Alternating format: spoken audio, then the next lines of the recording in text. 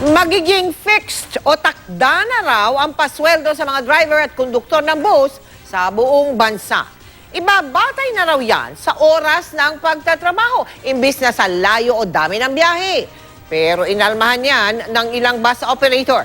Nakatutok si Salima Refran. Pagkakarera at pag-aagawa ng pasahero, kaya nauuwi sa disgrasya. May ganyang puna sa mga bus dahil daw kasi nakabase ang bayad ng driver at ng konduktor sa kilometrahe na tinakbo o sa bilang ng mga biyahe. Kaya ang National Wages and Productivity Commission nirebesa ang operational guidelines sa pagpapasweldo sa mga driver at konduktor. Ibabase na lamang sa time rate ang fixed wage component ng sweldo. 8 oras na ginugol sa trabaho at oras ng overtime pagkatapos nito. Mas paborable ito sa mga driver and conductor kasi hindi na sila maghahapit nung tinatawag natin na kung gaano karami yung trip na magagawa nila para lang maano yung sa fixed wage component. So this essentially would ensure the safety of our riding public. Sa performance-based compensation, kailangan walang aksidente at walang paglabag sa batas ang driver at konduktor para makuha ito ng buo.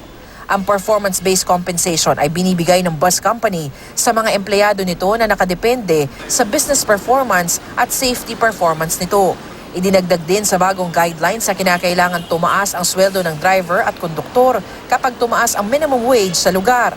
Pero umaalma ang STOP o Samahan ng Transport Operators ng Pilipinas na binubuo ng mga city bus operators, pati na Provincial Bus Operators Association of the Philippines.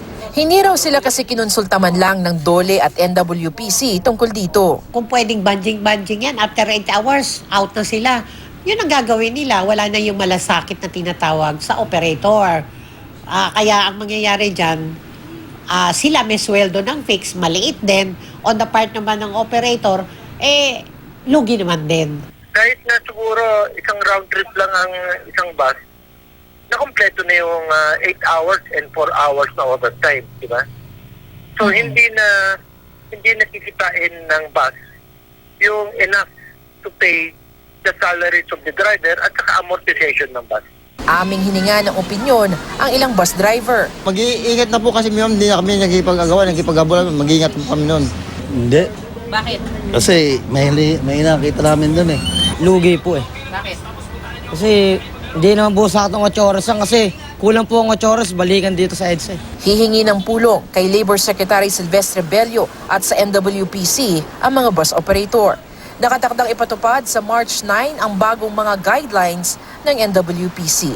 Salima Refran, nakatutok, 24 oras.